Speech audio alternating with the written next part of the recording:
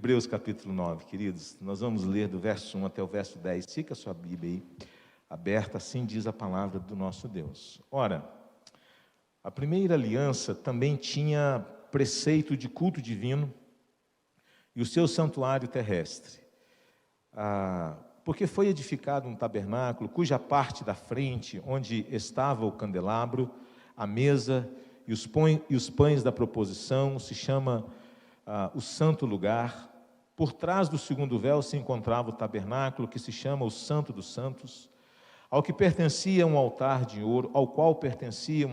ouro para o incenso, e a arca da aliança totalmente coberta de ouro, na qual estava uma urna de ouro contendo o maná, o bordão de Arão que floresceu e as tábuas da aliança.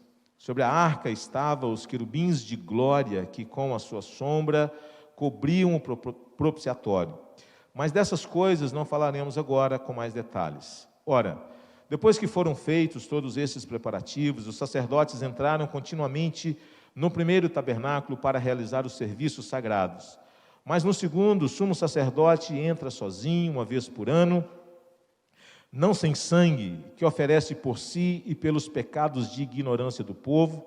Com isto, o Espírito Santo quer dar a entender que o caminho do santuário ainda não se manifestou, enquanto o primeiro tabernáculo continua erguido.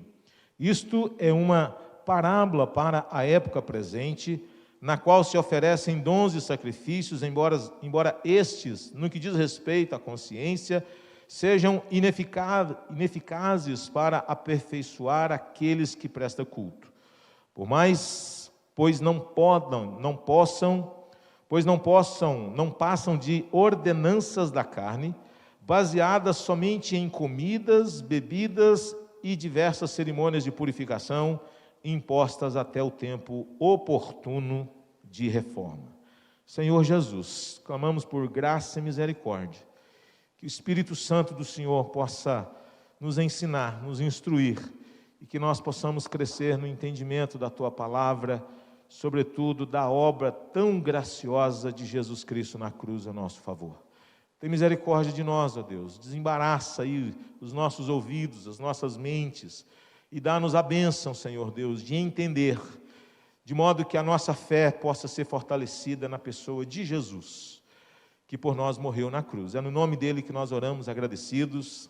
Amém e amém. Meus irmãos, me incomoda quando eu chego a algum lugar e me deparo com o seguinte aviso: acesso proibido, entrada não permitida para pessoas não autorizadas. E são placas que estão em vários dos lugares, tentando com isso colocar ordem nas coisas, para que o acesso seja apenas para aqueles que realmente fazem parte ali daquela equipe, pessoas conhecidas e assim por diante. Entrada proibida não é algo que agrada muito, queremos acesso às coisas. Queremos acesso à informação, queremos acesso à saúde, queremos acesso à educação, queremos acesso à tecnologia, queremos acesso a saneamento básico, queremos acesso a coisas comuns da vida, não é? Nós desejamos isso e tem coisas que são até constitucionais. É direito do cidadão brasileiro ter acesso a essas coisas, não é? Saúde, educação, energia e tudo mais. Me lembro, por exemplo, de quando eu tive um problema energético, o pessoal da Enel chegou lá em casa e cortou a energia porque eu não paguei a conta.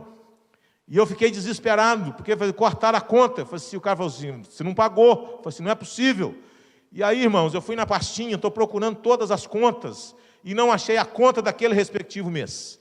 E pronto, deu um jeito de pagar logo, liguei. Irmãos, passou 3 dias sem energia em casa.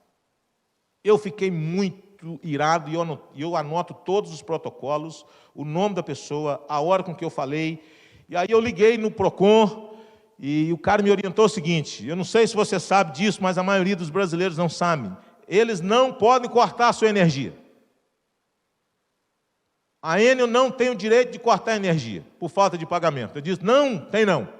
Então tudo bem. Então vou procurar os meus direitos. Fui no fórum e enfrentei fila, fui cedo, levei toda a documentação, movi uma ação contra eles e eles tiveram que me indenizar. mas o detalhe é, corta-se a energia, a gente acha que por não ter pago, deveria tê-lo feito, mas eles não têm o direito, porque é garantido o fornecimento, é uma questão de necessidade do brasileiro. Então, ter ou não ter acesso traz desconforto, traz muito incômodo. É muito interessante, irmãos, porque as Escrituras vão nos dizer que o nosso Deus, ele é bom, e ele é reto, por isso que ele aponta caminho aos pecadores, está no Salmo 25, verso 8 e 9. E é interessante também que a nossa natureza pecaminosa, ela nos leva a ter uma atitude de orgulho, de não querer o caminho apontado por Deus e de querermos nós criarmos os nossos próprios caminhos. O orgulho espiritual, disse um autor, é a ilusão de que nós temos competência sem Deus para conduzir a vida, desenvolver o nosso próprio senso de valor pessoal e descobrir um propósito grande o bastante para dar sentido à nossa vida. Mas queremos isso à parte de Deus, não queremos isso com Deus e nem para Deus. O texto aqui que nós lemos, ele nos fala a respeito de algo muito maravilhoso. Ele está dizendo àquelas pessoas que a entrada na presença de Deus era permitida agora. Ele está ensinando aqueles irmãos que eles têm um acesso à presença de Deus.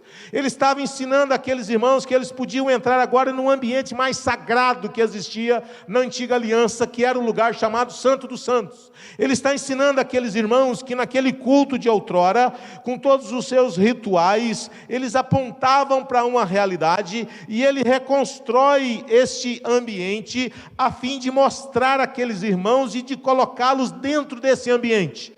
Esse ambiente maravilhoso, esse ambiente gracioso. Por isso que ele vai falar aqui de 2 tabernáculos. Ele fala de um tabernáculo celestial e ele fala de um tabernáculo terreno. Mas antes de falar do tabernáculo celestial, ele convida os leitores a olhar para aquilo que era comum e fazia parte do culto e da adoração do povo da antiga aliança, que era o tabernáculo, lembrando que o templo era uma reprodução daquilo que era o tabernáculo. O tabernáculo terreno era apenas um templo portátil em que as pessoas desmontavam à medida que eles iam peregrinando.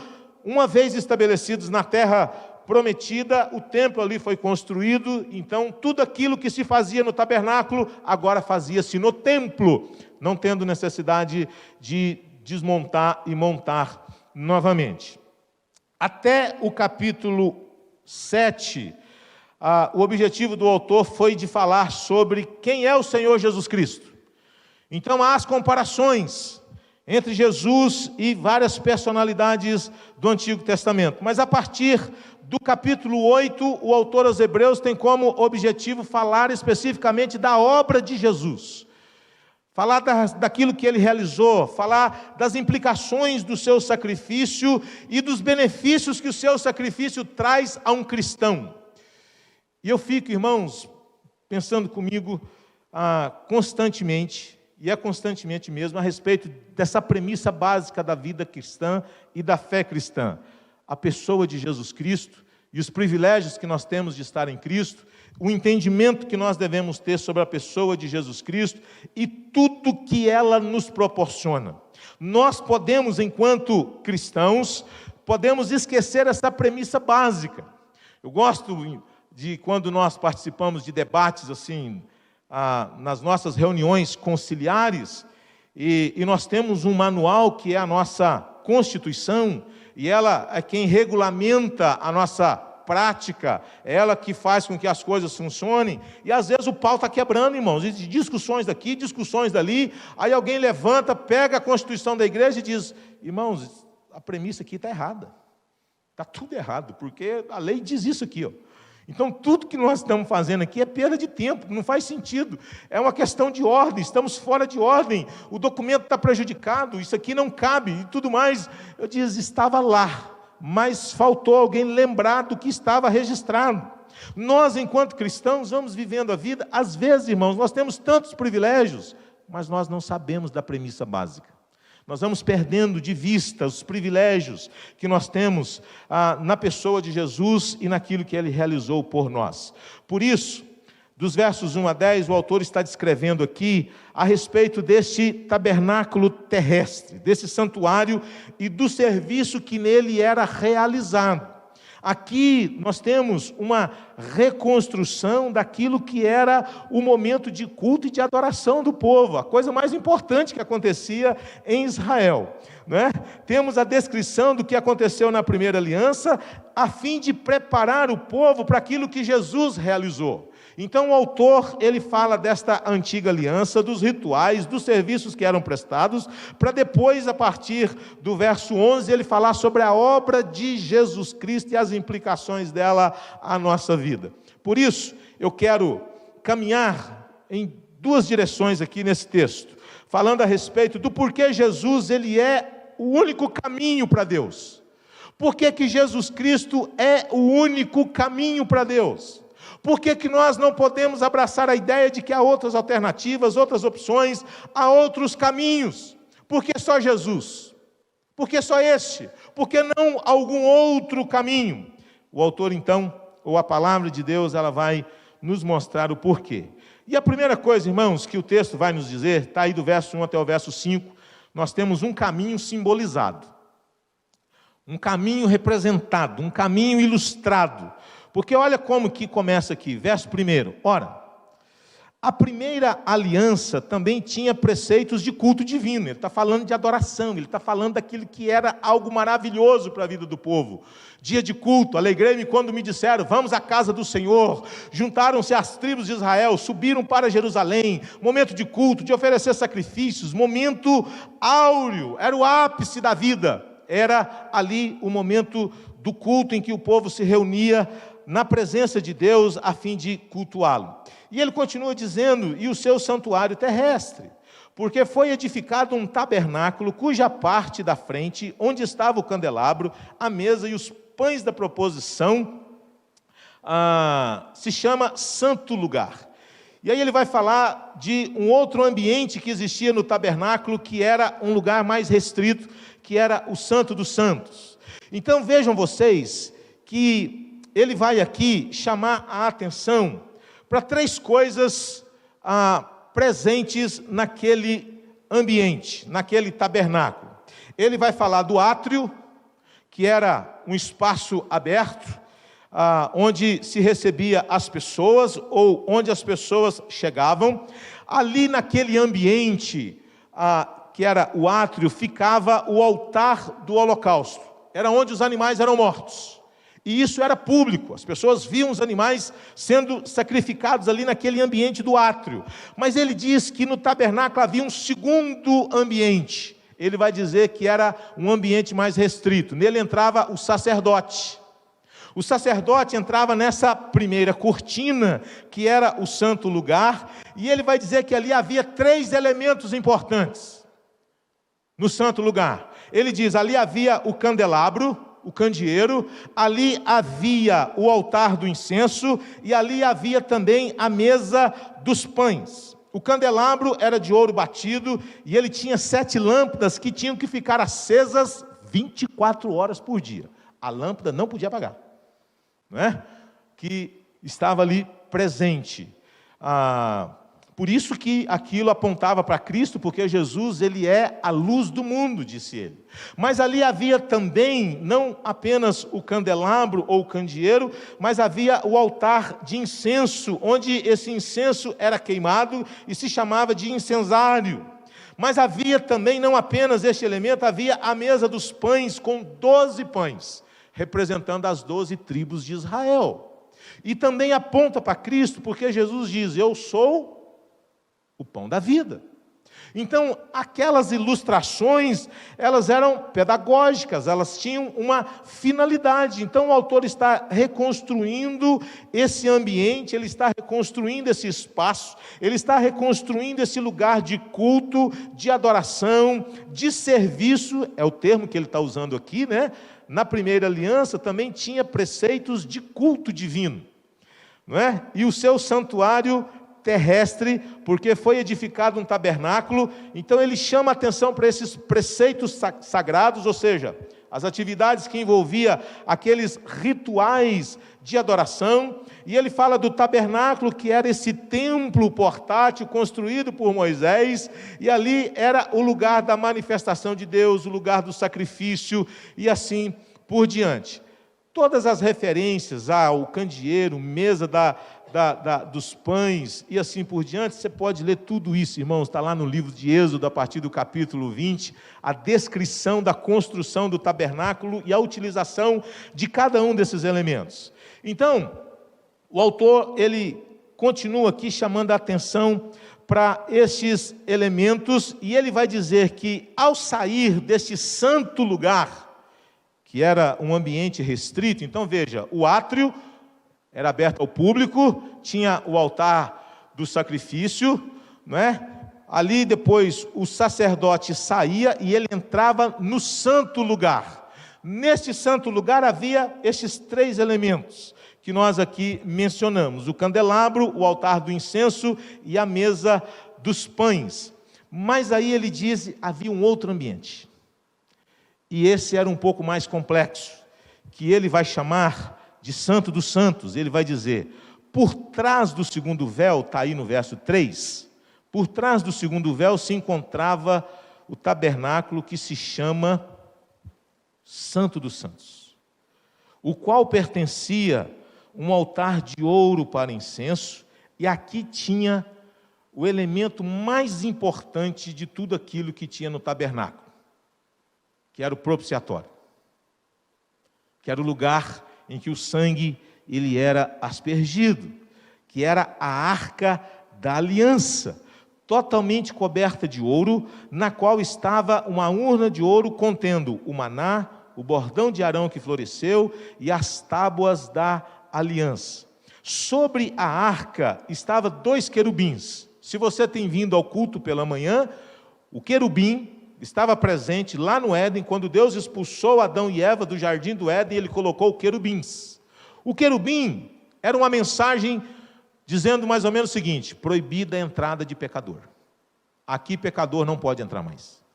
Então no tabernáculo, você tinha nas cortinas o desenho dos querubins. Mas não apenas isso, eles estavam também em cima da arca da aliança. Eram 2 querubins que ficavam de cabeça para baixo, e as asas deles tocavam uma na outra. E aqui então nós temos mais uma vez uma recordação a respeito de que ambiente é esse, em que o sumo sacerdote entrava uma vez por ano, e diz o texto, acompanhe comigo aí, verso de número 5, se eu não estou enganado. Sobre a arca estavam os querubins da glória, que com a sombra cobriam o propiciatório, mas dessas coisas não falaremos agora com mais detalhes. Ele vai falar depois na sequência aqui do texto a respeito do que esse sumo sacerdote, ele ali o fazia.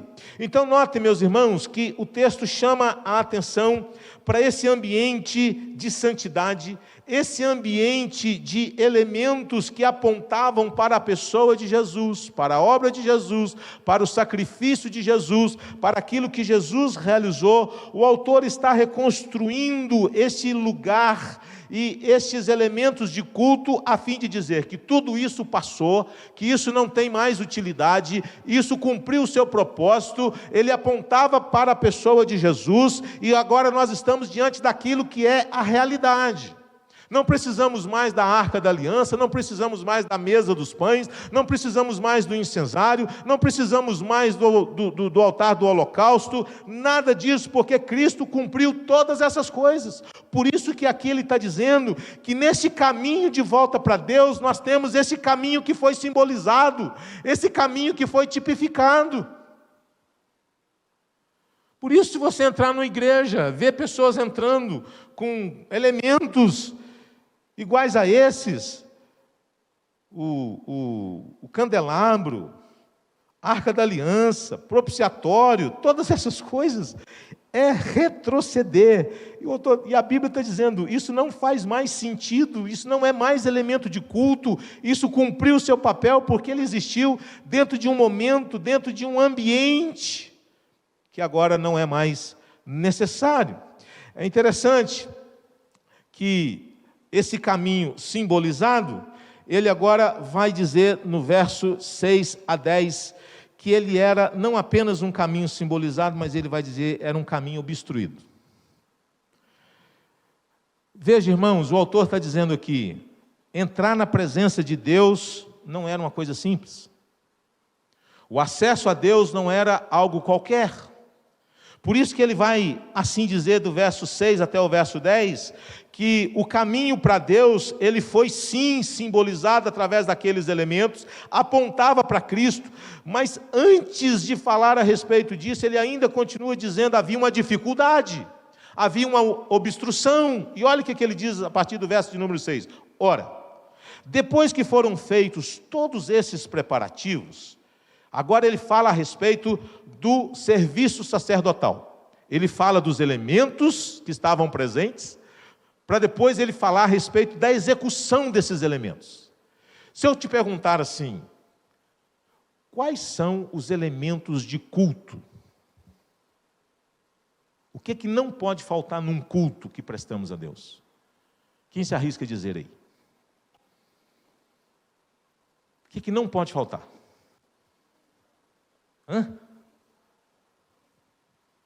Cristo? Não.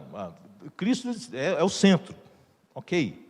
Mas quando nós falamos da dinâmica do culto, veja, tinha o candelabro, tinha a mesa, tinha o incensário, tinha o altar do sacrifício, tinha o propiciatório no Santo dos Santos. E se a gente perguntar assim, quais são os elementos de culto? No culto, irmãos, nunca pode faltar a pregação. No culto nunca pode faltar adoração. No culto nunca pode faltar confissão de pecados. No culto nunca pode faltar, irmãos, os sacramentos. No culto, isso são os elementos essenciais do culto a Deus, daquilo que nós prestamos a Deus. Por isso que quando veio a reforma protestante, eles tiraram todas aquelas parafernália toda que confundia as pessoas e eles simplificaram. Havia o púlpito, havia a mesa, apontando para a ceia, e havia o lugar do batismo. Eu quero ainda procurar uma pia batismal, bonita, de pedra, para a gente pôr aqui. Os elementos. Então, para que as pessoas olhassem e entendessem, o culto tem que ter a palavra está no centro, o culto tem que ter os elementos, tem que ter ceia, e o culto tem que ter sacramento, tem que ter batismo, a celebração da Santa Ceia. Então aqui o autor, ele chama atenção para esses elementos do culto, e agora ele fala de como que o sacerdote executava esse negócio. Então ele vai dizer a partir do verso 6, a respeito dos sacrifícios, daquilo que acontecia, mas ele vai dizer, os sacrifícios aconteciam, mas eles não eram eficazes, eles não tinham poder, eles não tinham capacidade de proporcionar uma mudança no coração. E aqui então ele vai dizer assim, verso de número 6, ora, depois que foram feitos todos esses preparativos, os sacerdotes entram continuamente no primeiro tabernáculo, que era chamado de santo lugar. Ali ficava longe dos olhos do público, né? Ele sai do átrio, ali havia o sacrifício, agora ele entra no santo lugar, e ele vai continuar dizendo assim, para realizar os serviços sagrados. Mas, no segundo, agora não é o sacerdote, agora é o sumo sacerdote. Né? Era o único cara da linhagem dos levitas que tinha acesso ao Santo dos Santos. E ele então, a Bíblia assim, o descreve o seu ofício. No segundo, o sumo sacerdote entrava sozinho, uma vez por ano. Guarde isso, entrava sozinho. Não ia acompanhado de ninguém. Não é? E ele ali entrava sozinho, uma vez por ano, e o texto diz, não sem sangue, que oferece por si e pelos pecados de ignorância do povo. Então, esse sumo sacerdote, ele também tinha que oferecer sacrifícios por si também, porque ele era um pecador, e ele então depois oferecia para o povo. Ele resolvia o seu problema diante de Deus, e depois ele oferecia os sacrifícios em prol do pecado do povo. Com isso, o Espírito Santo quer dar a entender que o caminho do santuário, olha só, ainda não se manifestou, enquanto o primeiro tabernáculo continua erguido. Então aqui ele está dizendo o seguinte: Deus foi construindo e pavimentando um caminho, simbolizando, tipificando, para que quando Cristo chegasse, as pessoas olhassem e dissessem: acabou, não precisamos mais disso, tudo isso se cumpriu em Jesus Cristo, vamos remover esse primeiro tabernáculo e vamos ficar com o tabernáculo que Cristo construiu, que Cristo edificou. Mas ele está dizendo, enquanto não remove o primeiro, o segundo não consegue ser erguido. Então ele está dizendo, o caminho para Deus não se dá mais através do primeiro tabernáculo, o caminho para Deus só existe através do segundo. Por que através do segundo? Por causa do sacrifício de Cristo, não através mais de sacrifício de animais. Com isso, ele está dizendo que havia uma obstrução. As pessoas não estavam tendo acesso à presença de Deus, porque só o sumo sacerdote e sozinho, ninguém mais com ele. Então ele está dizendo, vocês estão deixando de desfrutar do maior e do melhor privilégio que uma pessoa pode ter na sua vida. Qual que é? Viver na presença de Deus, ter acesso a Deus, entrar na presença dEle. E aí a Bíblia continua dizendo assim, isso é uma parábola para a época presente, na qual se oferecem dons e sacrifícios, embora estes, no que diz respeito à consciência, sejam, olha só, ineficazes para aperfeiçoar aquele que presta culto. Havia exigências, o caminho era obstruído, a necessidade de sacrifícios, a necessidade de purificação por causa dos pecados, as exigências da adoração, mas o autor está dizendo, há obstrução no caminho. Estes sacrifícios não tinham o poder de mudar o coração, não tinham o poder de realmente proporcionar a transformação de vida, eles eram ineficazes, eles eram imperfeitos, eles não tinham poder para aperfeiçoar aquele que presta culto a Deus. Porque eles apontavam para o perfeito, que era Jesus Cristo. Pois não passam de ordenanças da carne, baseadas somente em comida, bebida e diversas cerimônias de purificação, impostas até o tempo oportuno da reforma. E a reforma é a chegada de Jesus Cristo. Porque, segundo o Augusto Nicodemos, o cristianismo é o judaísmo reformado. Veio Cristo, reformou aquilo, completou o que faltava, ele era o que faltava. Então, quando ele fala que eram apenas ordenanças baseadas na carne, ele está dizendo, tratavam-se de coisas externas, que não tinham o poder de mudar o coração. Então veja, que nesse caminho obstruído, os animais eram sacrificados do lado de fora à vista de todo o povo, depois eles entravam no santo lugar, que era o sacerdote, e eles faziam isso diariamente para cuidar da manutenção, fazer a reposição dos pães, manter as luzes ali sempre acesas. E o texto vai continuar dizendo que nesse ministério do sumo sacerdote, que ele entrava uma vez por ano a fim de cumprir todos aqueles rituais, que era o dia mais especial do povo de Deus, que era o Yom Kippur, que era o dia da expiação, era o dia em que o povo mais aguardava, que fugia da rotina, que fugia daquilo que era rotineiro à vida das pessoas. Por isso o verso 6 e 7 vai falar de sacrifícios que eram contínuos, que eram ordinários, que estavam sempre acontecendo em prol dos pecados do povo. E o verso 7 vai falar da necessidade de derramar sangue, porque sem derramamento de sangue não havia remissão de pecados. Então, o sacerdote entrava diariamente, ele entrava sozinho. Mas o autor, ele vai dizer, havia uma dificuldade. Qual que era a dificuldade?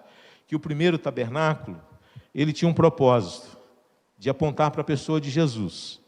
O acesso era restrito, entrada proibida, para os não capacitados. Quem era? O sumo sacerdote. Ninguém mais. Por mais piedoso que fosse, por mais temente a Deus que fosse, ele não podia, eu quero entrar no santo do santo. Pode não. Só o sumo sacerdote. E só uma vez por ano também. Não entrava o dia que ele queria, não. O negócio era tenso demais, velho. Não é? Olha para você ver como é que era o negócio aqui. Era um lugar muito restrito, era um lugar em que o sumo sacerdote ficava esperando o ano inteiro, irmãos, para entrar naquele lugar.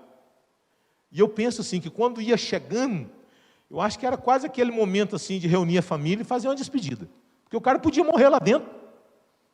Porque ele estava entrando onde? Ele estava entrando e tendo acesso à presença de Deus. Então não era assim, igual a gente acha que culto, o sujeito rola no chão, planta bananeira e faz o escambau, aquele negócio todo, aquela confusão. Os caras entravam apavorados.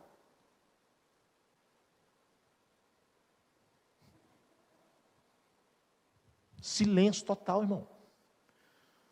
Mas lá, segundo, no período dos Macabeus, começou a se usar um negocinho chamado, que era um sininho, né? O sininho não estava aqui nesse período do tabernáculo, porque o povo dizia, vai que o cara morre lá dentro e ninguém sabe como é que entra. Só quando começar o mau cheiro. E como é que entra naquilo? Não podia, irmãos. Olha para você ver, olha o que a Bíblia está dizendo aqui. Está reconstruindo esse caminho obstruído de dificuldade, de restrições, em que pouquíssimas pessoas tinham acesso a ele, a fim de mostrar, olha o que Jesus nos proporcionou. Eu não sei se você está conseguindo entender a complexidade do que ele está ensinando aqui.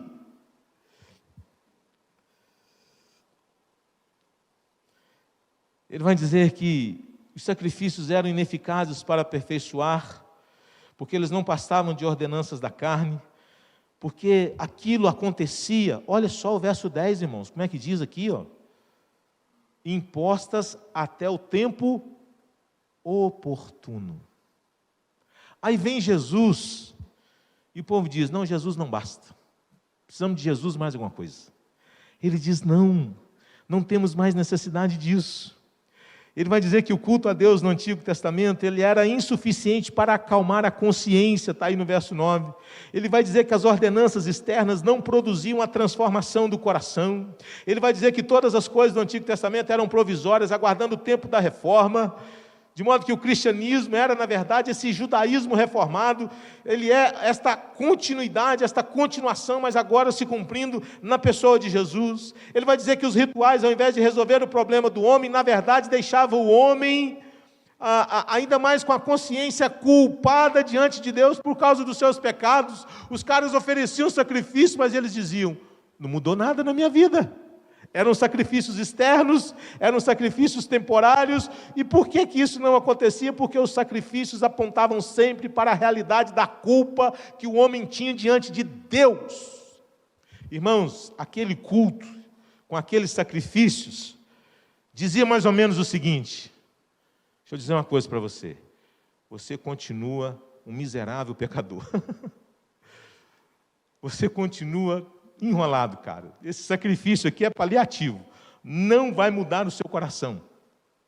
Não vai mudar nada na sua vida. São coisas externas. Então o cara dizia o seguinte, ok, ofereci o sacrifício, mas o pecado continua sendo ainda o deleite da minha vida. Não traz purificação, não traz paz na consciência, porque não traz aquilo que era a operação no coração. Você lembra que Deus falou assim, eu vou dar a vocês um novo coração.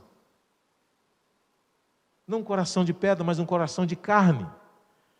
Então a ideia é que as pessoas teriam agora, em Cristo Jesus, uma mudança, não apenas de mente, irmãos, mas uma mudança de coração. Por isso que o problema do homem não é um problema subjetivo, o problema do homem é o coração. Então, para que haja mudança de vida, tem que haver mudança do quê? Do coração. Porque a gente pode dar conselhos, a gente pode dar instruções, mas todas as nossas instruções, elas ficam apenas na superfície da nossa vida. Se a gente não for no coração, não tem a mudança profunda. Então é por isso que o autor aqui, a palavra de Deus está dizendo àqueles irmãos, nesse caminho para Deus havia obstruções, havia restrições, era só o sumo sacerdote, e ele entrava uma vez por ano, e aqueles sacrifícios não era capaz de proporcionar paz ao coração de ninguém, a mente continuava culpada, as pessoas continuavam pensando, somos pecadores, temos que trazer mais sacrifícios, temos que continuar fazendo isso diariamente, o sumo sacerdote tem que estar aqui ano que vem de novo, a coisa não mudava. Para depois, não vou falar disso agora, a partir do verso 11, que aí ele começa com aquele negócio maravilhoso, né? Que a gente deveria grifar assim, ó, riscar. Quando, porém, é como se ele dissesse assim, ufa, aleluia, oh glória, até que enfim, quase que isso, olha só. Quando, porém, Cristo veio, oh, irmãos, aquele refrigério, aquele calorão de 40 graus, irmãos. E ventilador de pobre é uma doideira, uma loucura, que a gente tenta fazer o vento quente ficar frio. Como é que fica? Os caras colocam o ventilador em cima de uma caixa de gelo, pega lá, corta uma garrafa PET. Irmãos, é um negócio assim, louco, não é? Aí, de repente, vem assim uma chuvinha. Eu amo São Paulo. Que Deus conserve essa temperatura assim, do jeito que está, por séculos e por séculos, até Jesus voltar. Irmãos, é bom demais. Aquele calor insuportável, aí, madrugada, você acorda, tem que fechar a janela, procurar a coberta, virou tudo. Eu não sei você, mas eu sinto, ufa, aleluia, que delícia. E tem um cara que trabalha comigo, irmãos, pensa num sujeito calorento. Não vou falar o nome do cara, mas é um sujeito calorento, irmão. Se ele pudesse, ele vivia dentro de uma estufa com ar-condicionado ligado 24 horas. Não é? O homem chega aqui transpirando igual desidratado. Aquela coisa toda. O cara é de Bueno Brandão. Bueno Brandão é outro clima, né, irmãos? Temperaturas agradabilíssimas. Então imagina o cara no deserto do Saara, mas deserto do Saara de noite é menos 20, menos 30, mas veja, irmãos, olha que delícia, o autor vai pavimentando esse caminho simbolizado, esse caminho obstruído, a despeito de que aquilo proporcionava uma paz provisória, temporária, tudo isso a fim de mostrar àqueles irmãos essa obra extraordinária do que Jesus realizou, do verso 11 em diante. Mas a gente não vai entrar aqui não. Então, olha, querido, quanta coisa linda. Esse ambiente de culto, de realização de tantas coisas, de pessoas que não tinham acesso, que não tinham permissão. Veja você a gradatividade, o pátio, todo mundo vendo os animais sendo mortos. Aí nós temos o santo lugar, que agora era o acesso dos sacerdotes, mas aí a Bíblia diz, havia uma área restrita, havia um lugar proibido, que não era para todas as pessoas, somente o sumo sacerdote, e entrava ali uma vez por ano, e ele está fazendo tudo isso, a fim de colocar na mente e no coração das pessoas, Jesus Cristo. E aqui eu quero pensar algumas coisas, para a gente terminar.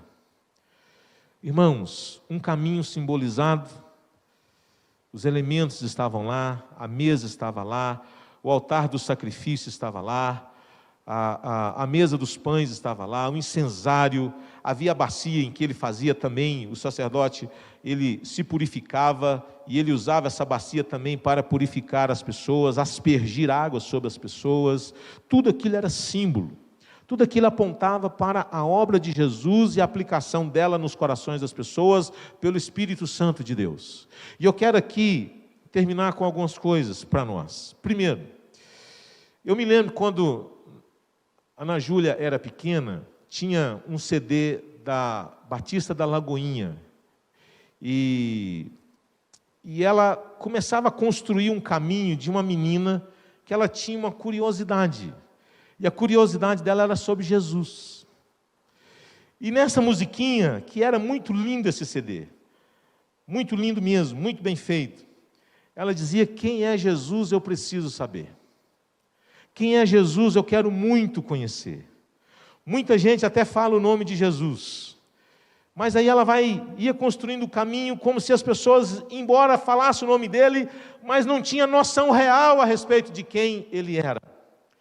E aí a gente pergunta: quem é Jesus e o que é que nós precisamos saber a respeito dele? Porque, irmãos, nós podemos, num ambiente como esse, realizar as coisas que nós realizamos, fazer o que nós fazemos, mas tudo isso pode ser apenas serviços que nós estamos prestando, sem nós termos o entendimento da premissa básica do porquê que nós estamos fazendo. O que nós estamos realizando aqui? Nós estamos na presença de Jesus Cristo, e qual é o entendimento que temos a respeito dele? Se nós perguntássemos aqui, quem é Jesus, o que você diria? O que nós sabemos sobre ele, irmãos? É muito triste quando a gente pergunta a um cristão: me fala sobre quem é Jesus para você. Ele diz: Jesus é tudo. Irmãos, isso é triste demais. É sinal de que a pessoa não entendeu nada, não sabe nada, não compreendeu, não conseguiu organizar na sua mente a respeito da pessoa de Jesus Cristo. Por que nós precisamos de Cristo? Por que nós precisamos de um Salvador? E por que esse Salvador tinha que ser homem? Essa é a primeira pergunta, porque o texto vai falar a respeito desse culto do Antigo Testamento, a fim de dizer para aqueles irmãos: vocês precisam saber qual é a obra de Jesus, o que é que ele fez por vocês. Nós precisamos entender, irmãos, que Jesus Cristo é este Filho de Deus, que teve que se encarnar porque ele tinha que ser plenamente identificado com a nossa natureza. Ele foi feito homem, mas sem pecado. Ele assumiu a nossa condenação, ele assumiu a nossa condição, ele levou sobre si o nosso pecado. Ele tinha que ser um cordeiro puro, perfeito. Ele assumiu o nosso lugar, para que através da sua obediência nós pudéssemos ser feitos justiça de Deus. O que é isso? Deus pegou a obediência do Filho dele. Primeiro ele pegou a nossa culpa e colocou nos ombros de Jesus. Lembra que aqui, enquanto as pessoas estavam oferecendo sacrifício, a Bíblia está dizendo, não trazia paz na consciência, porque depois eles tinham que chegar lá de novo trazendo um animalzinho. Está aqui, pequei de novo. Não trazia paz, não removia o problema da culpa. As pessoas viviam com essa consciência continuamente. Deus pega a nossa culpa, coloca sobre o seu Filho, e Ele pega agora a justiça do Filho dele e coloca sobre nós. Há uma troca, há uma substituição. E aqui o autor, ou a Bíblia está chamando a atenção para isso. Uma segunda coisa que eu quero destacar, irmãos, é que o cristianismo, presta atenção nisso, e somente o cristianismo, é uma religião de acesso. E nenhuma outra religião sobre a face da terra poderá oferecê-lo. Não existe nenhuma outra. Não há nenhum outro nome dado entre os homens pelo qual importa que sejamos salvos. É só Jesus Cristo. Como ter acesso à presença de Deus e como ser aceito por Ele? Confiando unicamente naquilo que Jesus realizou, confiando na sua obra, descansando no seu sacrifício. E é por isso que do verso 11 em diante, agora o foco muda, sai do tabernáculo terreno, e eles agora têm que olhar para o alto, têm que olhar para a obra de Jesus, que está à destra de Deus intercedendo por eles. Nenhuma outra religião nós temos esse acesso a Deus, porque Deus não terceirizou isso para ninguém mais. Ninguém, irmão. Ninguém pode oferecer aquilo que a fé cristã oferece. O caminho para Deus, o caminho de acesso a Deus, só se dá por meio de Jesus Cristo e de ninguém mais. O cristianismo é uma religião de acesso, acesso permitido. Ah, que coisa boa. Você pode entrar, irmão. Você pode chegar confiadamente junto ao trono da graça de Deus. Donald Carson, ele diz assim, que os rituais deixavam perfeitamente claro que Deus só permitia que as pessoas se aproximassem dele nos termos dele.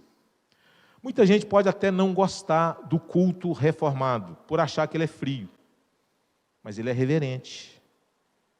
E ele procura ser feito nos termos de Deus. Nós não procuramos fazer as doideiras da nossa cabeça. Porque se deixar, irmão, o parquinho pega fogo. Pode virar qualquer coisa.